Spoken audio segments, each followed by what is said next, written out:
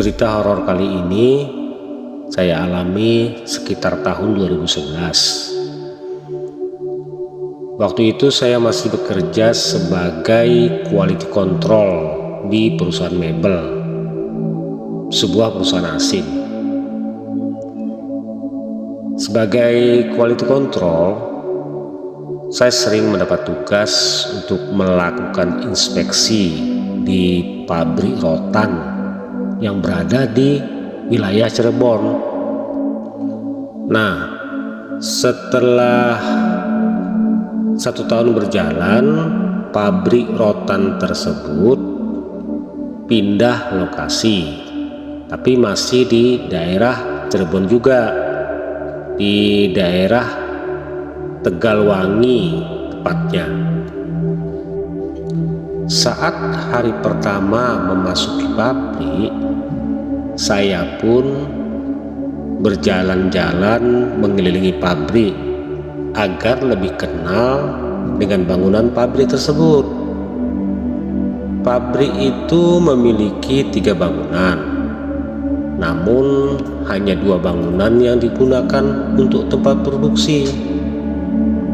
Pada 2 bangunan tersebut masing-masing terdapat spray box atau semacam tempat khusus untuk menyemprot memfinishing mebel. Di bangunan yang pertama terasa biasa aja, namun saat masuk ke bangunan yang kedua di lokasi dekat spray box, auranya terasa lain. Hawanya terasa agak dingin gimana gitu. Karyawan yang berada di bangunan kedua adalah karyawan bagian finishing, seperti bagian amplas, pewarnaan, dan finishing top. Dan semuanya borongan. Khusus yang bagian amplas, hampir semuanya perempuan, ibu-ibu.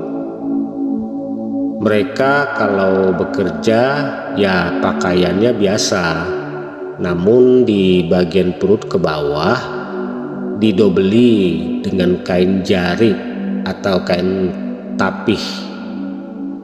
Nah, saking akrabnya dengan mereka sering memanggil saya Mas Bro. Kebetulan pas hari pertama saya datang, pabrik sedang melemburkan karyawannya karena ada barang yang harus jadi malam itu dan harus dikirim. Jam 12 malam barang selesai dan langsung dimasukkan ke dalam kontainer. Oh ya, ibu-ibu bagian amplas rotan sudah pada ngacir pulang duluan dari jam 7 malam karena memang proses pekerjaan mengamplas selesai duluan. Sementara saya pulangnya paling terakhir karena harus mengirim laporan dulu via email sebelum kontainer berangkat. Nah, singkat cerita, saya sudah selesai mengirim laporan, dan saat saya mau pulang, saya cek dulu peralatan yang ada di tas. Ternyata ada yang kurang satu, yaitu MC tester atau alat pengetes kadar air. Saya coba ingat-ingat di mana terakhir saya menggunakan alat tersebut. Nah, baru ingat ternyata MC tester tertinggal di spray board yang ada di bangunan kedua. Waktu menunjukkan jam 1 malam. Tanpa minta bantuan pihak security dan karyawan pabrik, saya langsung bergegas menuju bangunan tersebut. Soalnya alat itu inventaris perusahaan. Kalau hilang ya harus ganti. Sampai di depan bangunan, saya geser sedikit pintu besar yang terbuat dari plat besi. Cari-cari saklar lampu tapi nggak nemu. Ya udah, nekat saja saya masuk. Jarak dari pintu gerbang ke sprayboard sekitar 30 meter. Kondisinya waktu itu sepi dan remang-remang karena hanya diterangi lampu kecil di bagian belakang bangunan. Sambil berjalan, saya nyanyi-nyanyi untuk sekedar mengusir suasana sepi.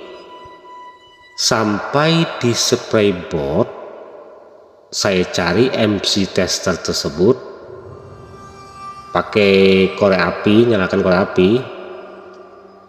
Nah, saat saya menerangi tempat sprayboard, saya melihat seperti ada ujung kain jarik lusuh bergeser sendiri. Sontak merinding tengkuk leher bagian belakang saya. Saya coba berdehem, malah sebenarnya saya nggak batuk. Ujung kain jarik tersebut bergeser ke lokasi belakang sprayboard, dan ada sesuatu yang bergerak di belakang sprayboard. Bentuknya seperti bayangan warna hitam. Saya coba tetap fokus mencari MC tester, dan akhirnya ketemu. Saat MC tester sudah di genggaman tangan dan saya akan berbalik menuju pintu, tiba-tiba terdengar suara perempuan tua dari belakang sprayboard. "Lagi ngari apa, Mas Bro?" Suaranya mirip Mak Lampir. Dan benar saja, saya melihat sosok berwujud nenek tua dengan mengenakan kain kebaya dan kain jari yang sudah lusuh. Rasanya saya ingin segera berteriak, berlari. Tapi kaki terasa nggak bisa bergerak. Mulut saya untuk beberapa saat hanya bisa mengucap au au, itu aja. Entah ngapa mata saya terus tertuju ke arah nenek tua itu. Lalu nenek tua itu melintas sekitar 2 meter di depan saya dan seperti berjalan menembus tembok.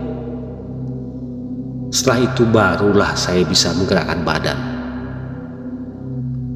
Saya langsung lari menuju pintu, dan ternyata di depan pintu sudah ada satpam dan karyawan pabrik, dan mereka memang lagi mencari saya. "Mas Bro, kemana aja? Kami cari lo dari tadi," kata satpamnya. Saya hanya jawab ngambil tester, dan saya pun tidak cerita apa yang saya alami barusan. Tapi semenjak itu saya tidak berani lagi untuk lembur malam-malam di pabrik, di bangunan gedung nomor 2 itu.